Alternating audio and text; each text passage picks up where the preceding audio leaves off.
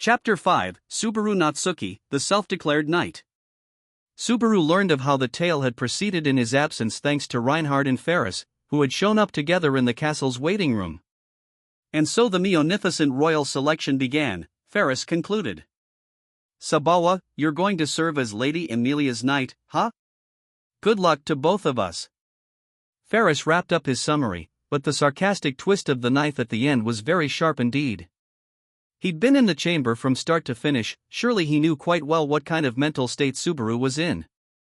But Subaru had no time to pay the jab any heed. The royal selection details were crucial, but at that moment, there was an issue Subaru had to find out about even more than that. Seeing how Subaru was too timid to properly ask, Reinhard answered his unspoken question. The old man is unharmed. His safe release has been secured through Lady Felt's kindness. I didn't think he'd come in through the same corridor without you seeing his face, and I knew you two know each other. It was easy to guess why you were anxious. When Subaru lifted a finger, Reinhard moved quickly to assuage his concerns. But even he didn't know the true source of Subaru's sense of guilt. The instant Subaru had let himself leave old man Ram to rot, a dark cloud formed at the bottom of his heart from which there was no salvation. Ferris chimed in, "That's wonderful. You should thank Reinhard and Lady Felt because it's all thanks to them. Now you don't need to make any excuses at all, Subaru." An icy shudder ran up Subaru's spine. He looked up and turned to face Ferris. His amber eyes glittered like they could see right through Subaru, all the way into his soul. Having someone look inside him felt deeply unpleasant. So Subaru forced his stiff face into motion to cover it up. "Why yeah. I'm so glad. Totally like I figured. It really was a good idea to leave it all to Emiliatan and felt better than anything I could have done. Right? That's right, isn't it?" Subaru spread his arms wide as he gave both a dose of deliberate, exaggerated, clownish behavior, his next words even hastier and more flippant, "But man, Felt really set her heart on winning the royal selection cause of me, and that means one more strong rival for the throne. Emiliatan might give me a real scolding for this one." In different ways, the expressions on Reinhard's and Ferris's faces changed in response to Subaru's sudden shift, but in the end, they chose not to press the point. Both knights were showing him pity. Subaru, painfully aware of the fact, ignored his crippled heart's pleas. "So now that the talk is all over, where is Emiliatan and everybody?" The candidates remained in the chamber to discuss the fine details of the royal selection process. "During that time, I said I would go to check on you, and Ferris came with me," replied Reinhard. Reinhard's actions made sense, but he couldn't stop wondering why Ferris was showing his face, too. Thus, Subaru asked the latter, "Thanks for checking up on me, but is this all right, not being by your master's side?" "It's totally fine. Lady Crush is much stronger than Fairy, so it's perfectly safe. Just laying that out there like that. How's a slacker like you in the Knights of the Royal Guard, anyway?" Ferris gave Subaru a sidelong glance and wagged a finger at him. His fingertip glowed with a blue light. "You know why. Fairy's got a special talent that's in high demand." Why do I feel lighter, like my shoulders, knees, and hips aren't working as hard anymore?" "Sabawa, your body's aching all over like an old man. That's your selling point, eh?" "Right, I heard you're a really good water mana user." In the first place, the reason Subaru was allowed to go with Emilia to the capital was to improve the poor physical condition he was in. The one who was supposed to heal him was none other than the cat-eared man before his eyes. Reinhard replied to Subaru's comment, saying, "The words really good do not suffice, Subaru. It is fairer to call Ferris the greatest master of water-type magic on the continent. It is not for nothing that he bears the title of Blue, standing at the pinnacle of those who share his magical affinity despite his young age." Reinhard's praise prompted Ferris to push his chest out, displaying not the slightest shred of modesty. Meow, the title came from all Fairy's fans. Given that he really was a healer as good as his title, Subaru saw his numerous admirers in a new light. It really put into perspective that this person was treating him. Subaru's tone was heavy and pained as he arrived at the answer he'd expected. "So Emiliatan really did, so Lady Emilia indeed organized it," Reinhard concluded. Subaru could only guess at the back and forth that arranged for his healing. That was why he couldn't stop the heavy melancholy rising deep in his heart. Asking Ferris, in the Crush camp, to treat his body meant relying on a political rival on the very eve of the royal selection. In other words, Subaru had been deadweight for Emilia, again. He asked, "Hey, why do I have to accept the treatment no matter what?" Because she already paid.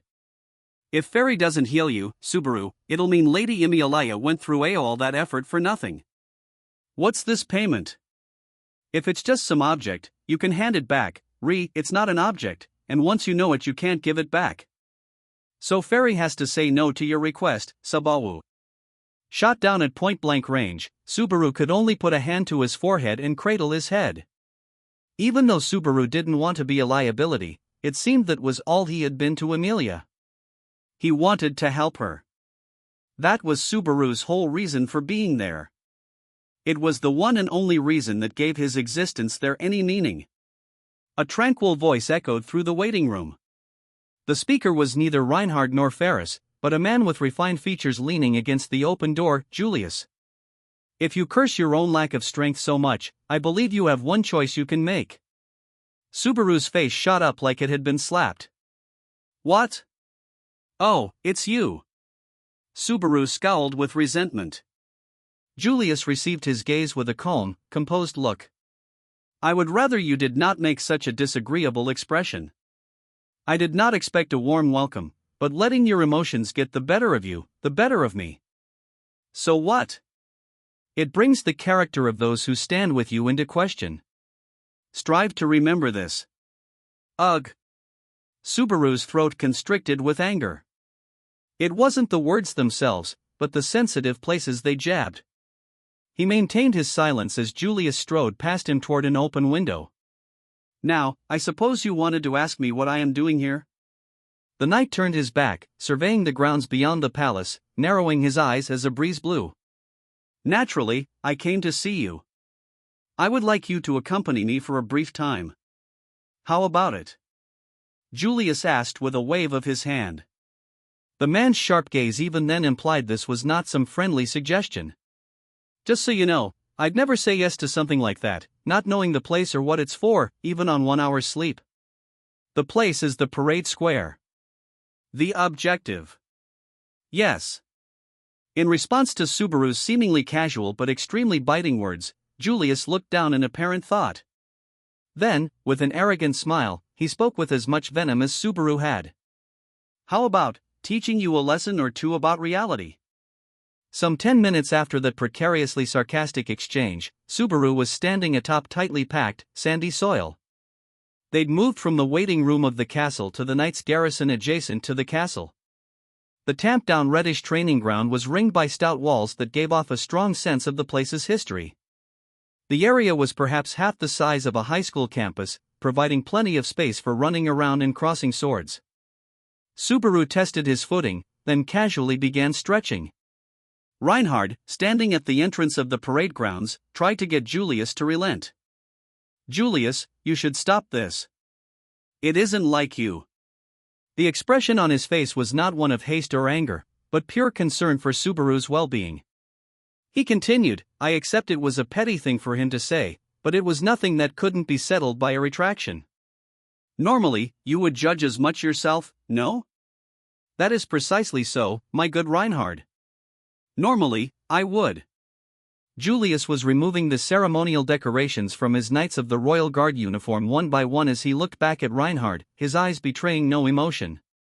Had it not been this day, and had I met him in a different place, I might have simply let him be. However, it was not meant to be. My good name was sullied before those connected to the throne, and he spoke lightly of chivalry itself. Furthermore, he has not only failed to apologize but has heaped on additional insults. Just like that, the faint murmurs that had filled the parade square fell silent. I shall now chastise the base ruffian who has besmirched my knightly honor.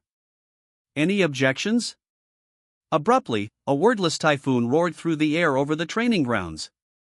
The gathered knights and guardsmen shouted, their voices creating the gale. No doubt they saw things very simply. Julius was their representative against Subaru, the man who had disrespected them all. Never in his life had Subaru stood before so many people directing such hostile emotions at him. He remarked, "Odds are about 700 to 0 with no one betting on me. I'm so unpopular, I could cry." Truthfully, it chilled him to the bone. His body was filled with an overwhelming urge to fall to his knees. Yet, his heart was calm, and though his limbs felt heavy, they did not shake. It was not that he had resigned himself to his fate. Subaru really didn't understand the mental state he was in when Julius spoke up again. "Now then, before we begin, I shall ask once more, do you intend to apologize for your earlier impropriety and ask for forgiveness?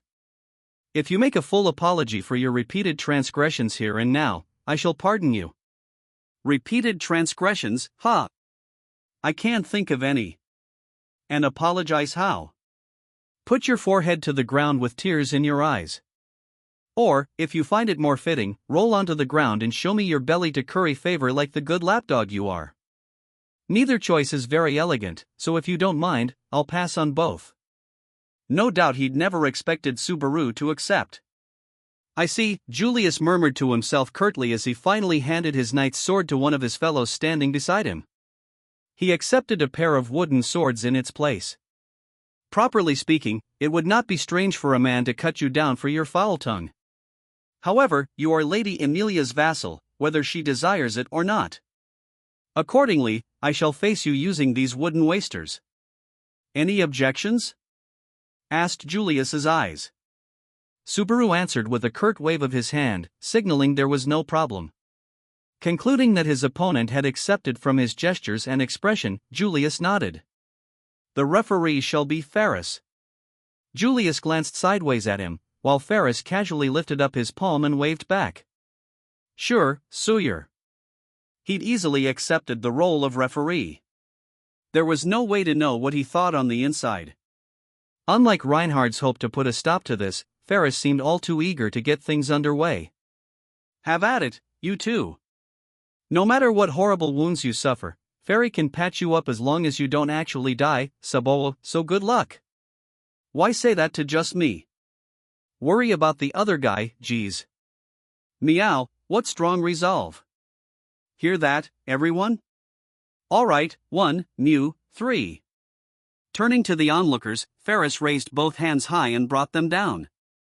At his signal, the parade square erupted in uproarious laughter, pouring scorn on Subaru's reckless words. Bathed in laughter, Subaru stepped forward and turned to face Julius. When Julius offered him one of the practice weapons, he gripped the hilt firmly, as if he was used to it. Similarly, Julius gripped the other waster and announced the start of the mock duel. "At least you are enthusiastic. Shall we begin?"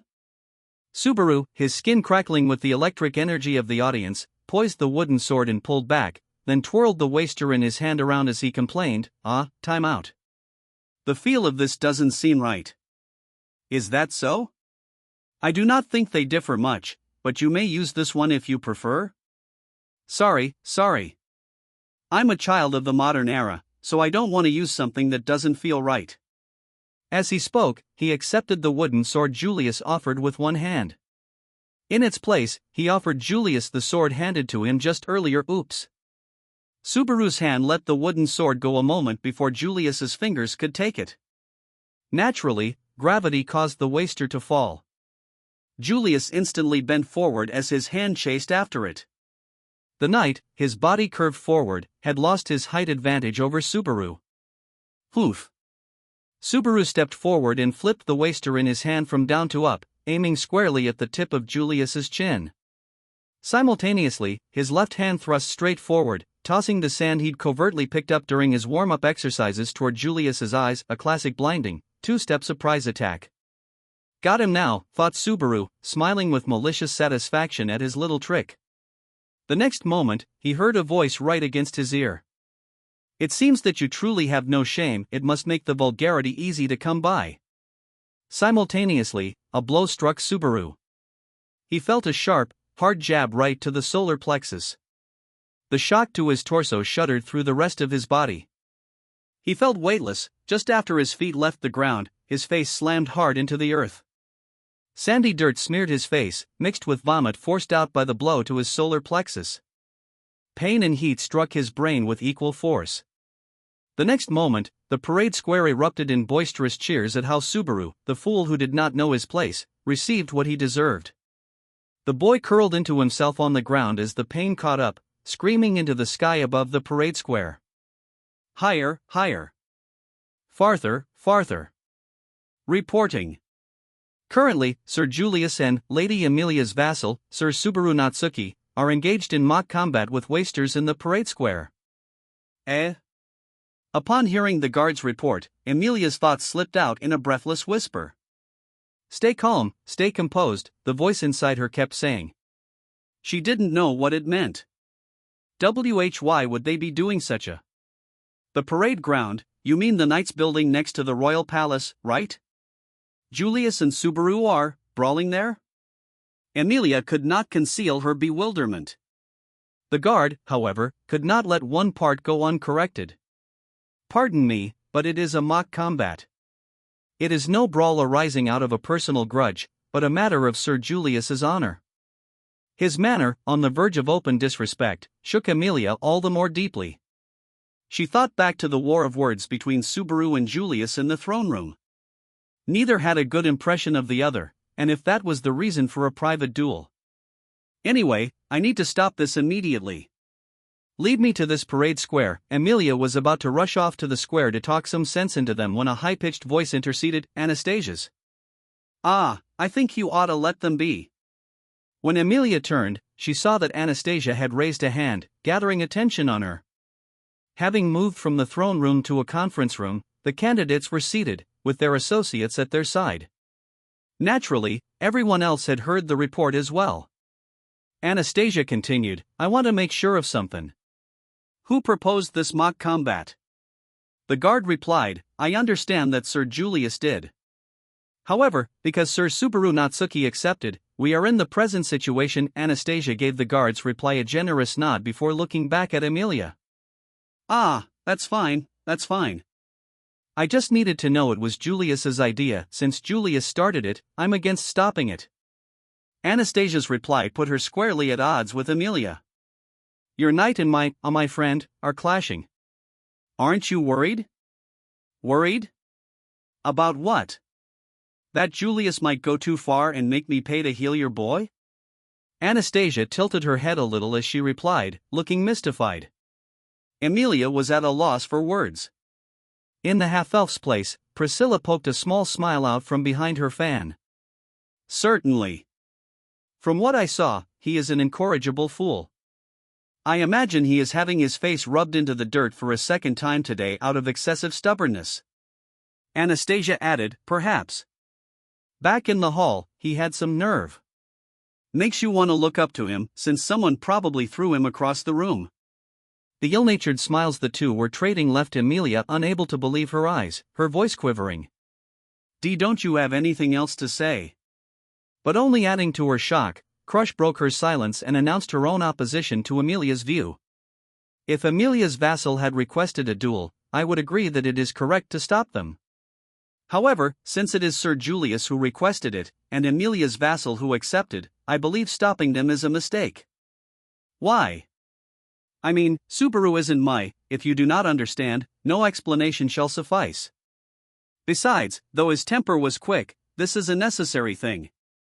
Crush cut Amelia off with a strong tone that did not allow further discussion. Crush, too, had taken a hard stance that Amelia should not get involved. The stalled conversation brought a sour expression to Felt's face before she raised her voice in annoyance. So why did that guard come to tell us about this, anyway? I mean, it's one thing if you're gonna report before they start, but why get all weak-kneed in the middle of it? Just wait for them to finish fighting and tell us what happened after. Felt's question, posed with arms crossed and a bad attitude, made the soldier's face visibly blanch. Marcus, sensing from his demeanor that something was amiss, stepped in front of his subordinate and broke his silence. Report. Yes, sir. I have come to request orders because the mock duel between Sir Julius and Sir Subaru Natsuki is excessively one-sided. What do you mean, one-sided? Sir Julius is surely holding back, but it does not appear that way. The guard seemed distressed, as if he'd seen such a miserable sight that he couldn't bring himself to look in Amelia's direction. That announced to all present just what a terrible spectacle was occurring. That news was the last straw for Emilia, who threw her indecision to the wind and rushed out of the room. I have to stop them. She ran down the corridor toward the knight's garrison and the parade square within. Once Emilia left, the room seemed on the brink of an uproar when Al raised his hand and suggested, "So, how about we follow the lady and take a look, too?" He motioned toward the open door and shrugged his shoulder to Priscilla, standing beside him. "You like this sort of thing, right, princess?" Watching a ferocious beast toy with a weak critter. Priscilla lightly turned her back away from him as her charming laughter shook her bountiful breasts. "Do not cast aspersions upon me with your petty delusions, Al." "Well, I do enjoy it." "Very well. I wanted a break from this dreadfully long-winded talk, anyway. Looking down upon a variety of fools and laughing at them is good for the soul." The haggard guard broke out in an icy sweat as Priscilla thrust the tip of her fan toward him. "Lead us to this parade square," I commanded. Blood from Subaru's head wounds seeped into his eyes. He raggedly wiped at them to clear his red-tinged vision. He'd already lost count of how many times he'd been knocked to the ground.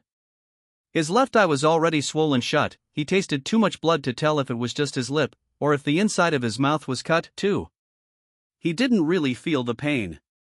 He wasn't sure if the aching had become so great that he had grown numb or if it was the adrenaline soaking his brain. It was probably a number of things. But what was driving the pain from Subaru's mind was pure anger. The strength of Subaru's spirit, so deviant from the norm, earned him exasperation from Julius, not praise. "How about you finally acknowledge your own limitations?" His handsome face was still untouched by a single speck of dust or a single drop of sweat as he calmly swayed the tip of the frayed wooden sword he had used to beat Subaru to a pulp. He continued, "Surely by now you are painfully aware of the difference between us, and how grievously you insulted me by treating the word knight with such casual contempt." It was not an attempt to appeal to Subaru's heart, but to smash it to pieces. Julius was only pounding on Subaru to show him what being a knight meant. Subaru was only recklessly, stubbornly resisting the reality Julius was drilling into him. There was no room for anything to grow between them. And nothing did, no matter how long their confrontation continued.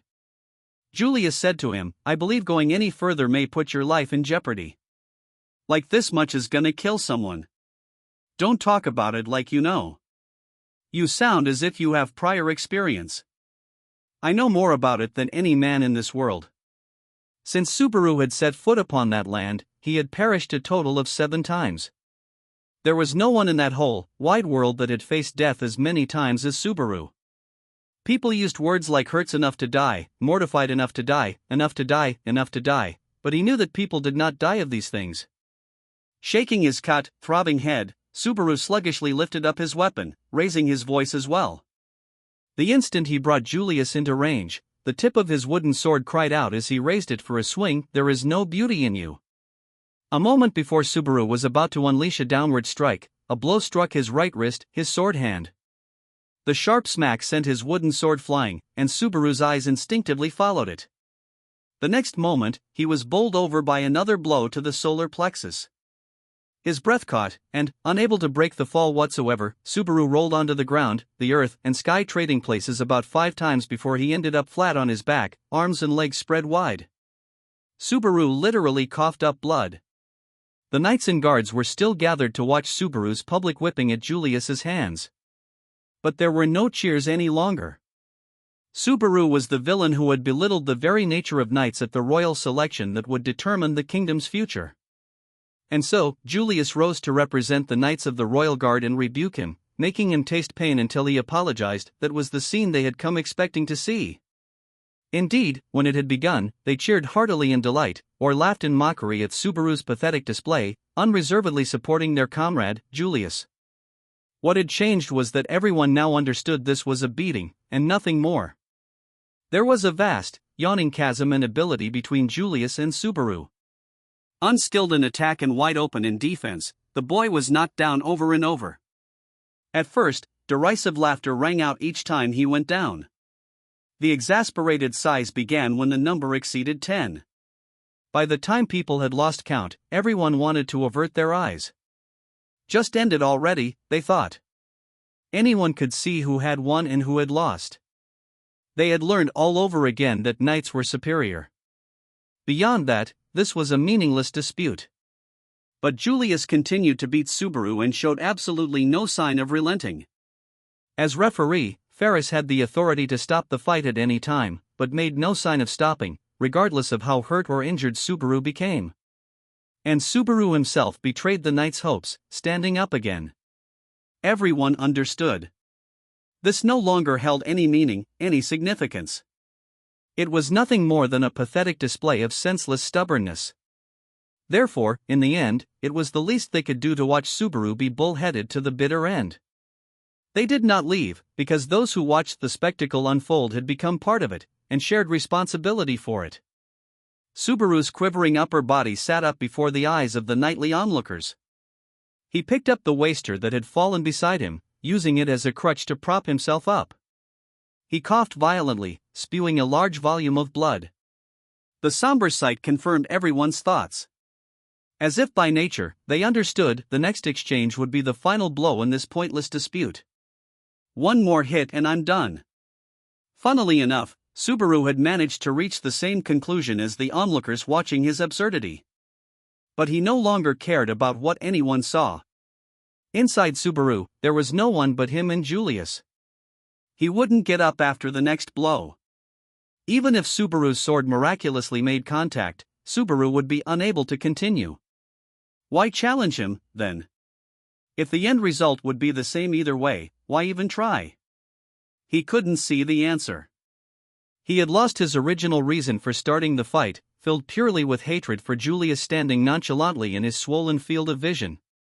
And so he decided he'd put everything he had into one final blow, aiming to break the bridge of Julius's nose. His lungs ached simply from breathing. Exhaling made his mouth hurt that much more. Pushing the agony away with his threadbare consciousness, Subaru collected his remaining strength and waited for his chance, hoping Julius would let his guard down for even a moment. He couldn't let this opportunity slip away. Pain.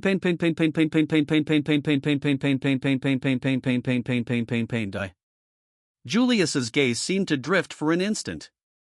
In his tattered state, Subaru took his shot. He heard nothing. He left everything behind, lifting his sword up with all his spirit.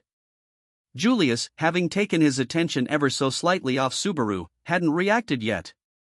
Something had attracted his attention, but every cell of Subaru's brain was devoted to thinking about that single blow. He thought he heard something in that world without sound, where only he and his target existed. "Are you?" He heard a voice. Someone's voice. Someone's voice in his ears. His mind was being pulled away. But everything was forgotten, drowned out by his furor. That moment, his eyes trained on the single thing that gave his existence any meaning. Baru. The voice became clearer. It began to hold meaning. If he heard it clearly, there would be no going back. That was why Subaru brushed everything away, to escape from the overwhelming fear that pursued him still, right on his heels. With every ounce of his being, he shouted, "Subaru! Shamaak!"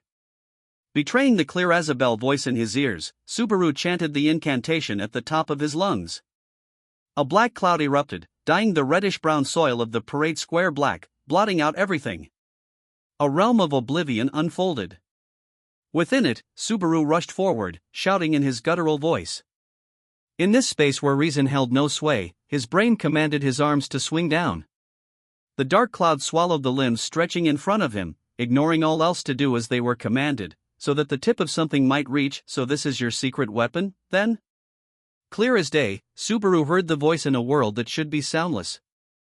The black cloud brightened, and from within the source of light, a wooden sword cut through the air, mercilessly slamming Subaru's body down to the ground.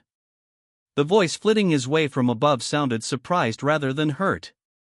"I did not expect that you would use dark-type magic.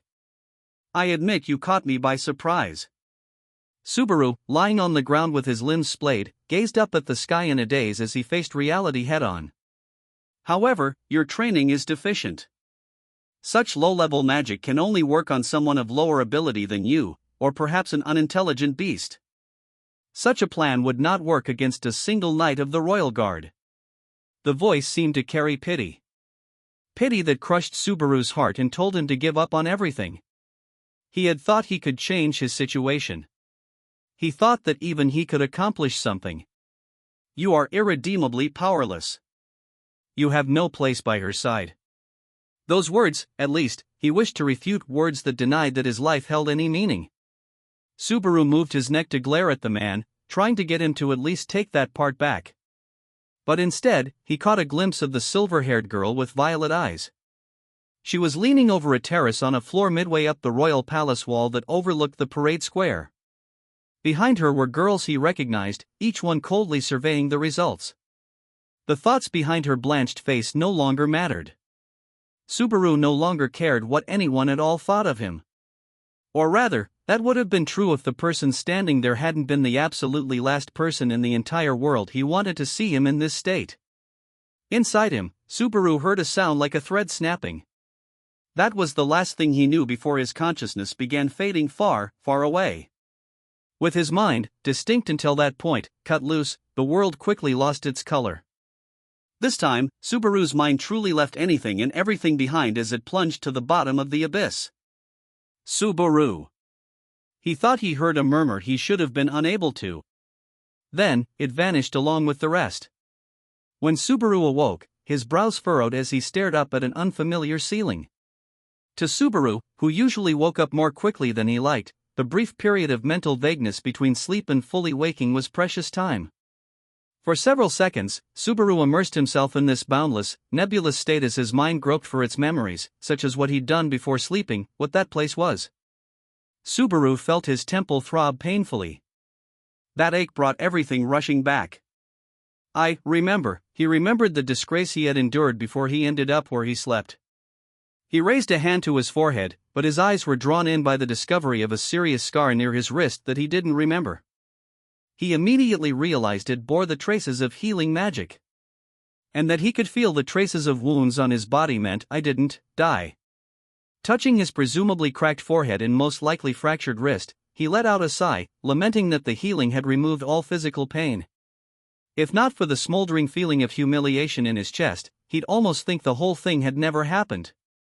No, now that Subaru had regained consciousness, the betrayed look she gave him was something no spell could heal. Subaru. Emilia sat on the side of the bed, her violet eyes full of melancholy. For no reason he could discern, she'd folded the white robe she'd been wearing over her lap while watching over Subaru. The rays of the western sun filtering through the open window made Subaru guess it was several hours later on the same day. The first thing on his lips was harmless and inoffensive enough. The royal candidate discussions over already? Emilia apparently waited for him to make some kind of excuse before she opened her eyes a little wider, caught off guard by how he tried to pretend nothing had happened. Yeah, it's finished. Most of what everyone wanted to say came out in the throne room, so the rest was mainly working out the minute details about the royal selection. Most things were settled by Roswell approving them. Emilia shook her head, a subtle lament in her voice at her own powerlessness. Subaru realized he took comfort in that Emilia, regretful she couldn't do anything in the royal selection, was somehow sharing in his misery. Subaru tried to hide it from himself by making an attempt at being glib. That's so. Then you probably wasted a lot of time waiting for me while I overslept. Anyway, let's get straight back to the inn. Gotta pick up Ram and work out plans for the royal selection, right? Subaru. Here in the castle you don't know who's watching or listening, so best to save the deep talk till we're back at the mansion, right? Or do you have to talk with high-ups in the capital here first? Subaru, maybe it's best to make non-aggression pacts with some of the candidates here instead? It's tough when you don't know who's coming at you and when, Subaru. Emilia sharply shouted Subaru down amid his rambling, cutting off his excuses. He turned his averted gaze back toward her. She spoke to him quietly, but gravely, not be swayed. Let's talk. Emilia rose from her seat, her arms tightly hugging the fabric of her folded robe. The stiffness of her cheeks conveyed better than any words that the coming conversation was not about anything good. There are things that I want to ask you. Truly, many things. Her lips quivered, as if in hesitation, groping for exactly what subject she should broach. Yeah, I suppose so. Subaru had a pretty good idea why she was hesitant. Everything Subaru had done until then had been completely unexpected. Therefore, Emilia was seeking the right way to ask about Subaru's true intent behind his actions that day. He had only a single, unabashed reason to give. But the question on Emilia's lips was not what he wanted. Then. Why did you come to fight with Julius? This answer was much harder to come by. What significance did that battle have? You had a reason for it, didn't you? It's you, so I'm sure you had an important, already beaten down. Subaru had been waiting in the corridor when Julius appeared before him. When Julius invited him to the parade square, Subaru immediately deemed it would be payback for the rudeness he had shown in the throne room. He certainly tried to appreciate the difference in the power Julius wielded compared to him. He knew from the start he had no chance of victory. And yet, Subaru had taken the wooden sword, challenged him to the hopeless battle, and had been pounded into the dirt. Why did he do all that? The answer was I wanted payback. Ah? Subaru lifted his face. Looking up at the bewilderment in the silver-haired beauty's eyes, he continued, I wanted to show him that I'm not something to throw away on the side of the road. I thought I could pay him back, and show him I could stand by guys like him even if only a little. His words were all jumbled. He resented himself for not being able to put it more clearly. If not for the emotion smoldering in his chest, ramming against his heart, he wouldn't need to endure such conflicted thoughts. Subaru, I was stubborn.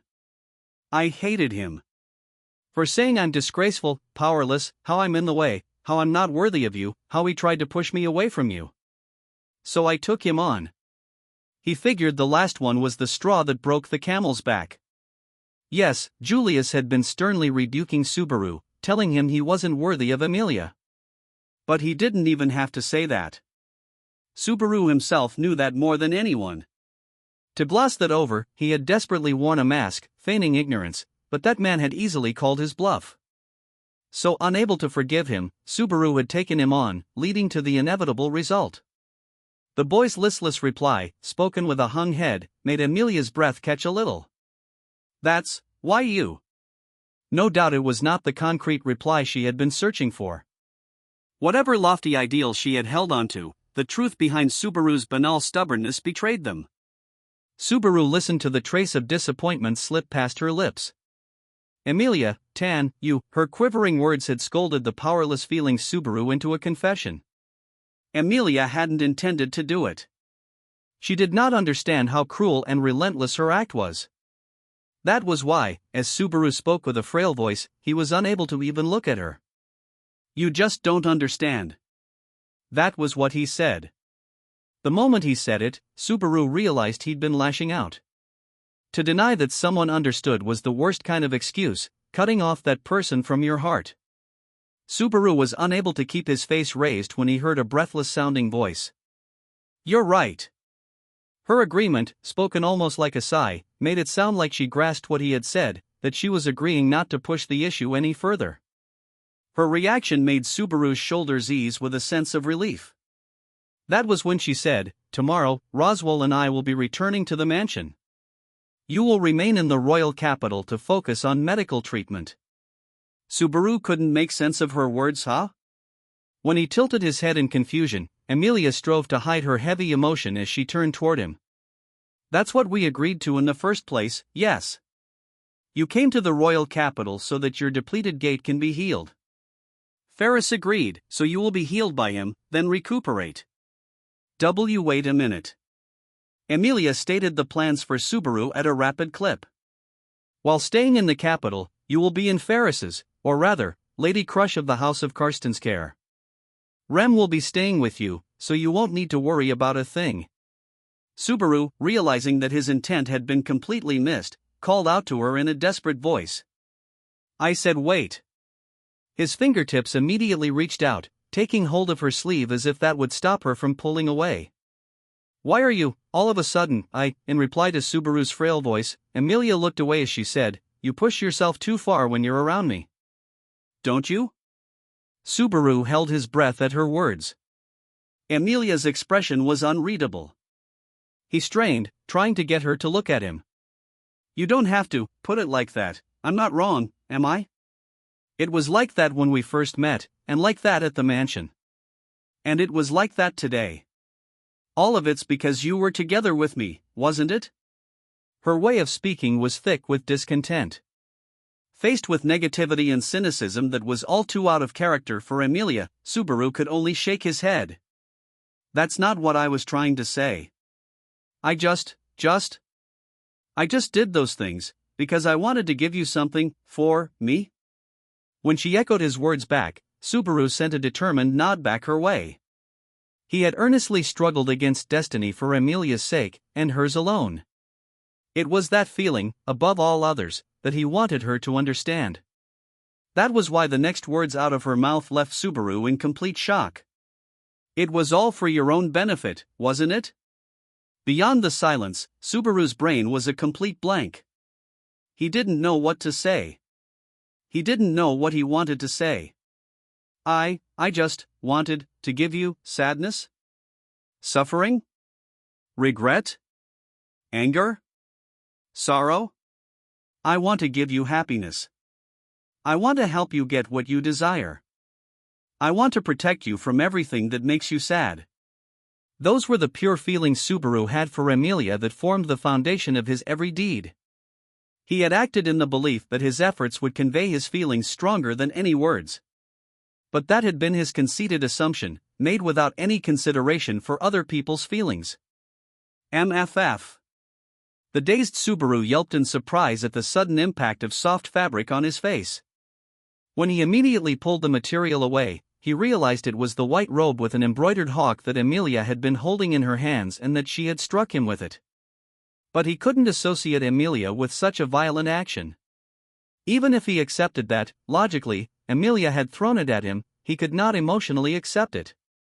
After all, the Emilia Subaru knew was always kind, filled with motherly affection, and, though she was not consciously aware of her own stubborn streak, she was a soft-hearted girl who couldn't stop helping others if she tried. Why, then? Emilia's violet gaze quivered with a wave of emotions. Her face was tense as she bit her lip, which seemed to tremble from fierce emotion. He'd never seen either before. Neither her expression nor her gaze fit the girl he knew whatsoever. Yet, both were aimed at him, of all people. He understood how out of place the sentiment was, but he thought that she was beautiful, like this. The wave of emotions turned to tears that filled her purple eyes. Stop lying about doing all these things for my sake. With a small shake of her head, she seemed to be venting about every last thing eating at her. Coming to the castle, fighting with Julius, using magic. You're saying it was all for me? I didn't ask you for any of those things. All I wanted was for you to do the things I asked you to do. Hey, do you remember? What I asked? Hearing her reject his actions so clearly froze Subaru's mind with terror. That was why he couldn't produce an answer to her question from within his jumbled head. With Subaru unable to answer, Emilia firmly closed her eyes. I asked you to stay at the inn with Rem and wait. Using any more magic would be very bad for you, so I asked you not to use magic. He remembered that she'd used the word please for both. Both times, Emilia had strongly urged him to behave out of concern for his health. But Subaru had trampled on her words each time based on his own selfish delusions. Somewhere deep down inside, he had thought of things so frivolously, as if good results would always let him smooth over his broken promises. But as a result, Subaru had not only disregarded her pleas, but didn't have a single proper thing to show for it. Indeed, he'd only disgraced himself and held her back. But even so, he at least wanted her to understand that the underlying motivations were genuine. I'm sorry I didn't listen to you. I'm really, really sorry. But you're wrong, I didn't do them for my sake, but Subaru's tongue cramped like it had gone numb, rejecting his efforts to put feelings into words. As he flailed for words, Emilia stared at him with sadness. His words were unforgivably selfish. He never should have said them. Emilia, don't you believe me? Someone who had just denied that she could understand him had no right to say any of it. I want to believe you. I want to believe you, Subaru. She sounded like she wanted to cry. She might have already been crying. But Subaru didn't have the courage to find out. He couldn't bring himself to look at her, even though she might be in tears, even though he might have been the reason why she was in such a state. Subaru had continued running forward trying to avoid that, but at the most critical moment, Subaru Natsuki her emotions exploded. I wanted to believe you, but you're the one who stopped me, Subaru. Though she had sometimes lost her calm and logical demeanor to anger before, this was the first time he had seen her cast them aside, like shackles on her emotions. Freed of those restraints, Emilia poured her overflowing feelings into words. You didn't uphold a single promise, did you, Subaru? You promised, but you broke them all like they were nothing and ended up here, didn't you? He'd trampled on the promises they made together, in other words, her trust. His claim, that he had done it all for her, was moral justification that only held meaning for Subaru himself. Emilia carried on, saying, You haven't kept your word, but then say you want me to trust you. However you ask, I can't do that. I can't, no. He wanted to cry out in a loud voice. But in reality, Subaru's trembling throat made no sound, his head felt as heavy as lead, too heavy to lift from its lowered, face-down position. In front of the crying girl, whose emotions he had toyed with, who sought an honest answer from him, Subaru chose to turn his back to her, and thus, continue to betray her. She asked him, Hey, Subaru. Why do you want to help me so much? It was surely the doubt nestled in Emilia's mind that kept her from asking many times before. Seeing Subaru running around covered with injuries, forcing himself to smile all the while, or watching him endure great pain and leap into the jaws of death, she must have entertained those doubts for some time. Thus, it was inevitable she would press the issue now. If Emilia didn't let it all out there, if she kept her misgivings forever deep inside, not understanding why Subaru kept doing his utmost for her, it would only bring her more pain. The question was Emilia's final offer of salvation to Subaru. He had thought that, having so lightly treated his promises, there was nothing he could say that could reach her, but even so, she was asking him to honestly tell her. Why did Subaru work himself to the bone for Emilia? Why had he tenaciously clung to her since arriving in that world?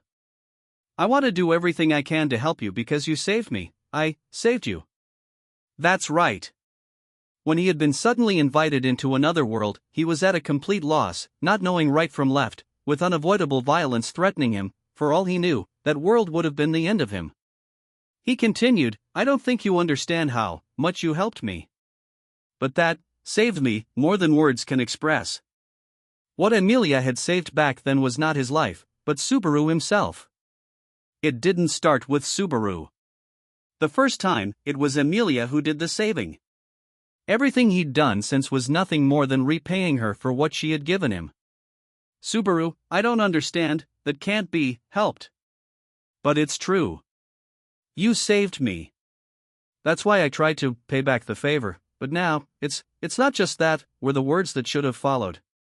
But Emilia exploded in emotion, her silver hair violently swaying as she shook her head, so the words never arrived. I told you, I don't understand. I saved you? I did no such thing. The first time I met you was at the loot cellar. I'd never seen you before in my life. No, listen to, if I'd met you before that, if that was true, I'd. Burying her face in her hands, Emilia rejected Subaru. She would listen to him no longer. His words did not have the strength to stop her from fully retreating into her shell. He had no idea what kind of sore spot of hers he'd brushed up against. He didn't know, but he had to keep talking. That's why Subaru quickly pulled himself together and said, Maybe you don't understand, but listen to me anyway. It's the truth. The first time we met when I came to this world, instantly, the scene ground to a halt, and Subaru realized he had brushed against the forbidden. This was the world where time was frozen and everything stopped. He could no longer hear even the furious beating of his heart. Emilia's voice, which he had heard until that very moment, grew distant. Even the high-pitched ringing sounds vanished without a trace as the world of silence beckoned. Subaru could not contain his anger, both at himself, and at the enforcing shadow with no respect for the mood, the shadow that inflicted unending pain upon Subaru when he spoke about his peculiar trait. After the warning from the halted world that he had nearly violated the taboo, time began to tick once more. With a thump, Subaru realized his entire body had broken out in a cold sweat. By the whim of the shadow, he had not received a painful penalty.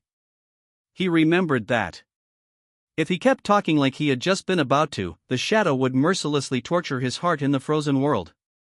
The words he would have spoken tumbled back down his throat. The sincere thoughts he wanted to share had no place to go. A millstone Subaru's shoulders had no choice but to bear. Emilia said, "Once again, you're not saying anything." Her cold, hard voice battered his eardrums. It sounded like despair, like she'd given up. The uncharacteristic anger, the surge of sadness within her chest that had no outlet, what could he do about them? Even if he tried to tell her how he really felt, she wasn't listening to him anymore. And if he tried to tell her everything, that accursed shadow would get in his way to stop him. He asked, "Why, don't you understand? Subaru. I thought, you of all people would understand, the me inside your head is really something, isn't she?" That one sentence was filled with enough distance and isolation to make him cry. When Subaru lifted his face, astounded, Emilia averted her eyes and faced away from him. He wondered whom the lonely smile that came over her lips was meant for, him or her. She continued, "She understands it, all of it, without even having to ask.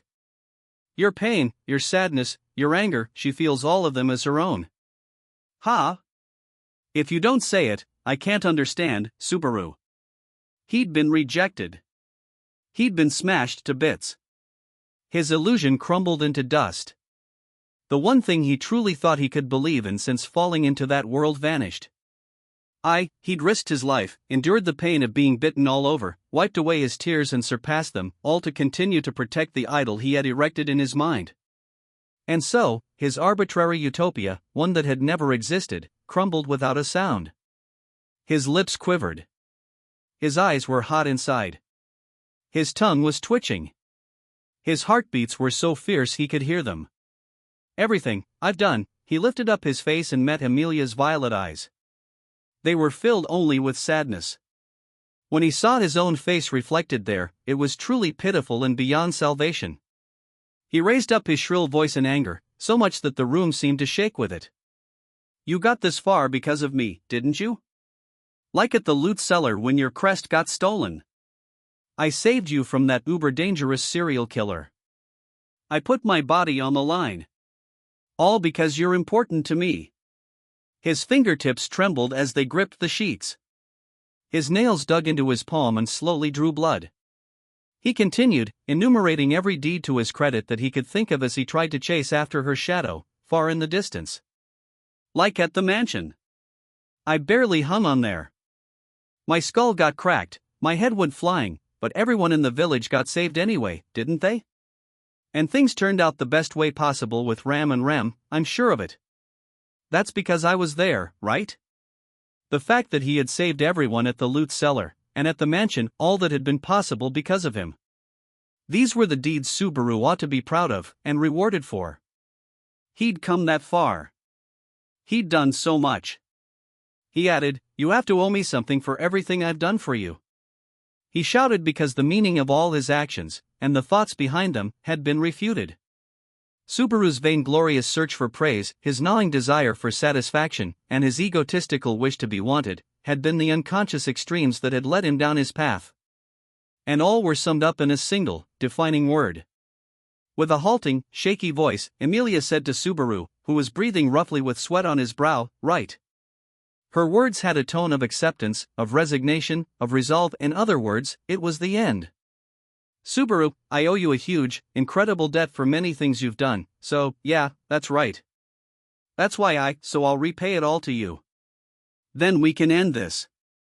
Her statement, incredibly clear, raised Subaru's face like he'd been kicked. And when he saw that Emilia's gaze was even hollower than before, he realized that his hasty words should never have been spoken. In a childish tantrum, he had trampled even his purest thoughts underfoot, throwing it all away. "That's enough, Subaru Natsuki." If the relationship between them was only about repaying favors, that relationship would end as soon as the debt was repaid. That was the only conclusion the situation could reach, now that he'd tallied up the things he'd done in the hope of giving her something without the slightest thought of a reward. Ever since their first, intimate encounter, she had called Subaru by his first name. He understood all too late that he could not recover the affection he had lost. She stated, "Ram will come later. Do as she says. Everything else, I will arrange afterward," so he couldn't even reply. Nor was there anything he could ask of her. Emilia began to walk, putting distance between them, physical distance, but an emotional distance that was far greater. In that moment, Subaru lacked the courage to reach his fingers toward her back, or even to watch her as she left. When Emilia reached for the door, she abruptly stopped and murmured, She spoke in a soft voice, like she wanted to say it less to Subaru than to herself. "Got my hopes up. I thought, just maybe, you wouldn't give me special treatment, Subaru. I thought you could look at me like an ordinary person, like an ordinary girl, the same as any other." This was the girl that had demanded fair treatment in the chamber at the royal selection. The fact she was a half-elf must have caused her intense and prolonged suffering for her wish for something so meager. "But," Subaru replied with a faltering, quiet murmur of his own, "I can't do that." Emilia hadn't spoken as though she sought a response. Therefore, Subaru's own murmur was not a reply, but a statement for his own benefit. Mulling over Emilia's words, Subaru weakly and limply shook his head. "Even if you tossed out every other person in the whole world, I couldn't do that. I can't look at you the same as everyone else, I just can't." That, at least, was the unmistakable truth. He heard the door close. The air became still again. Left alone in the room, Subaru curled up on top of the blankets, his gaze wandering. Abruptly, he pulled himself to the corner of the bed. He saw the robe that had fallen on the floor. He reached out, pulled it close, and embraced it. As he hugged it, he felt like a trace of human warmth remained in it when all others had vanished. Subaru squeezed it against his chest, as if trying to bind that warmth to himself. That day, for the first time in that other world, Subaru Natsuki became truly alone. Epilogue, Nightly Expectations. "So do you have anything to say, Sir Julius?" "No, nothing at all. Everything is in accord with the report." Two men spoke in the darkness of a room untouched by the sun's rays. The space belonged to the captain of the guards in the knight's garrison, adjacent to the royal palace. Marcus was sitting at his official desk, with Julius standing ramrod straight in front of the table. "I could offer no complaint if you were to banish me from the Knights of the Royal Guard for my breach of conduct." "Do as you will, Captain." Julius pulled his sword out of the scabbard at his hip and offered it across the top of the desk. The sight of Julius offering up his sword drew a deep sigh out of Marcus. "So during a discussion about the royal selection, you detained a man related to one of the candidates, led him to the parade square, beat him senseless, and sent him off to be healed. Judging from the contents of this document alone, I cannot simply let this pass with a slap on the wrist." But the better question was what in the world the finest of knights was thinking when he did such a thing. Naturally, the knightly blood was not so thin in Marcus that he could not hazard a guess. He continued, "I am at liberty to take circumstances into account. Many of your fellow knights at the parade square have entreated me to show leniency. Having said all this, you indeed went too far. The wounds endured by the young man at the parade square far exceeded what was tolerable for mock combat." Marcus asked, "Did you find his tarnishing of your knightly pride unforgivable to that extent?" "Glossing this over will only give rise to personal grudges. My personal shortcomings are solely to blame. Please, Captain, do not waste any more words for my benefit." Julius did not relent, meekly awaiting his punishment to the very end. Marcus lowered his eyes, considering what words to use in light of his unyielding stance. Then, Ferris opened the door, entering the room with his well-worn guard uniform and a casual attitude. "Hi, sorry to keep you waiting. Your dear Ferry has returned." Seeing Marcus and Julius facing the other, Ferris put a hand to his mouth and smiled mischievously. "Meow, did Ferry come at a bad time?" "You're sharing such passionate looks," Marcus replied. "Cease that idle prattle and report, you precocious brat." "Oh, Captain, your true colors are showing." I suppose I should behave before my men the same as in public. Well, fine. Make your report. With Marcus shooing him off, Ferris stood right beside Julius. As per the captain's orders, Ferry went all me out healing Subaru. His wounds are closed, his bones mended, even his teeth have been restored. He'll be all right. Well done. You didn't miss anything? If Ferry missed it, it couldn't be found in the first place. There's no problem with his body. Though, the same can't be said for his heart. Ferris's cat ears twitched as he shot Julius a teasing sidelong glance. You really are a softy, Julius. How many girls have you made swoon with that thoughtfulness and devotion? You're even making Ferry's heart flutter. I do not know what you speak of, Ferris. You don't need to keep playing tough. That girl with good instincts already noticed, and it still worked wonders on the guy who didn't, so why worry? Or maybe dear Ferry comes off as an airhead who won't notice what Julius and the captain are thinking. When Julius held his silence, Ferris's eyes narrowed in even greater delight. Tee-hee, you're so cute when you're quiet. But don't worry, because you put him through so much torture, we don't need to worry about other people going after him that don't know how to stop. Ferris's teasing words dragged a faint smile out of Julius. Marcus, having listened to their conversation in silence, nodded and indicated he understood Julius's decision. The young ones were no doubt on edge from how the brat's statement demeaned the knightly class. Being assigned to the Royal Guard means great skill with the sword and pride to match.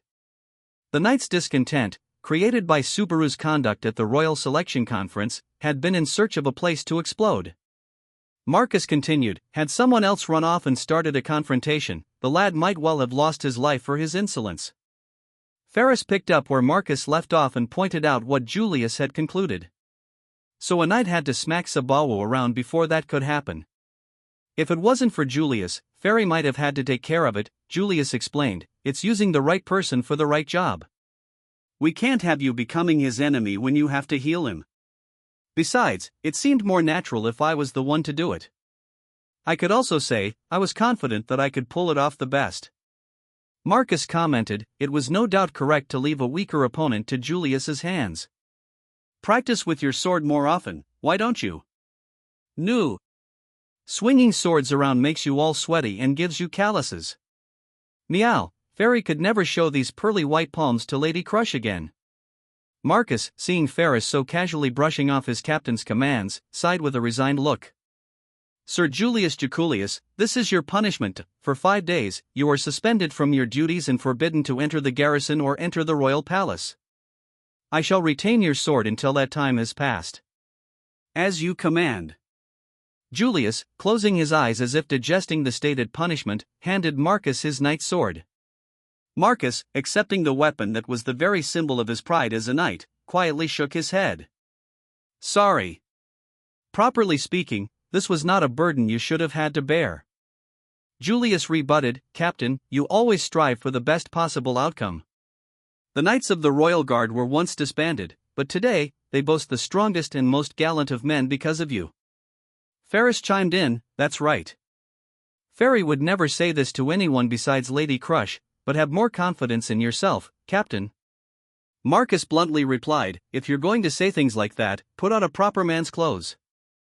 Ferris shrugged his shoulders as if to say, that's the one order I'll never obey.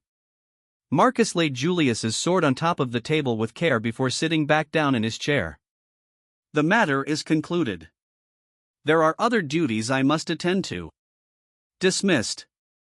Marcus's formal words announced he had returned to his public persona. When the other two left the room, the atmosphere became tranquil once more. Marcus, now alone, leaned back into his creaking chair and glared up at the ceiling. The affair on his mind was separate from the mock combat, and concerned a report he had received from the castle guards after the conference's conclusion. Should an intruder in the castle bear the family crest of the hawk, let him pass, so read the order issued to the guards at the palace gate. That order was why the guards had requested instructions from Marcus after they captured the old man related to Felt. In other words, the appearance of an intruder was set in stone from the very beginning. When the clownish visage of the man who had issued the command came to mind, Marcus ground his teeth. Damn you, Roswell. What the hell are you planning? His stony face burned with irritation as he pondered what the eccentric might be up to. Meow, the captain's not too smooth either. He saw the whole thing through, so why couldn't he just drop it altogether? Allowing such an act to go unpunished would be unacceptable even under these circumstances.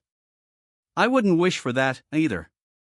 Ferris was gazing at the side of Julius's handsome face as the two walked down the corridor of the garrison side by side. Ferris's lips pouted at how Julius looked so satisfied. So, Julius, what are you going to do, meow? Ferris asked. Naturally, I will follow my captain's command and spend time at the mansion. I will explain the situation to Lady Anastasia. My only concern is whether she can take it easy in the meantime. But you like that about her, don't you? Fairy can tell. Ferris's cheeks puffed up as he put his own spin on Julius's words. Julius then looked at his cat-eared companion as if he just remembered something. Incidentally, Ferris, about the boy from earlier, before the question was even fully posed, Ferris replied, all warmth draining from his lips. He's with Lady Amelia right now. After, he'll be staying at the Karsten mansion to convalesce. Accepting the reply, Julius closed his eyes and pondered for a time. Convalesce, is it? It would seem he has suffered an injury far graver than any seen from without. You didn't hear one word about that from your dear fairy. Ferris's behavior, however, made the situation clear as day. Julius could guess what had happened since handing Subaru over to Ferris. The wise young man soon arrived at his answer. It is truly in Lady Amelia's nature to cause pain in others. Are you thinking, even though she could live a much wiser life? No. That very nature is what allows her to live as nobly and beautifully as she does. I do not deign to wish her to change. Thus, all I can do is hope that she lives more righteously, more genuinely, without anything to be ashamed of. Julius lifted his face and resumed his walk. Ferris followed half a step behind, hands crossed behind his back, leaning his body forward as he looked up at Julius. Does that go for the boy, too? It goes for everyone, Ferris.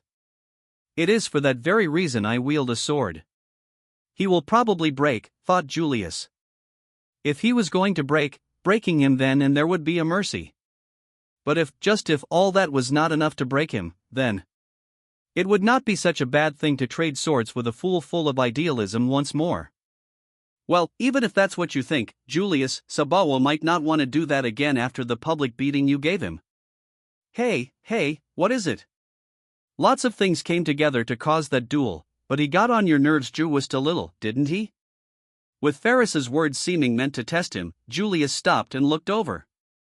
Ferris, you wound me. I am a knight. However imperfectly, that is the precept I live by. Julius, deeming his own conduct to have nothing to be ashamed of, looked straight at Ferris. As for an annoyance, perhaps he was that, a little bit. Well, he got on Ferry's nerves quite a bit, you know? The two exchanged laughs as if it was the funniest joke they'd ever shared. They finally arrived at the entrance to the garrison and shook hands. Julius said, well, then, we must part. I deeply wish that you and your lord remain in good health. Lady Anastasia will probably complain, so good luck with that, Julius. You can just leave all the mopping up to Ferry. Ferris casually waved before turning his back and walking off. Julius watched from behind as his friend departed and an enemy took his place. Lady Anastasia shall succeed as king. Nah. Lady Crush is the fittest for the throne. And so, the knights exchanged their declaration of war before returning to their respective masters. The rays of the setting sun poured down from the evening sky, dyeing all who dwelled in the royal capital equally red. In so many ways, the royal selection had now begun. End.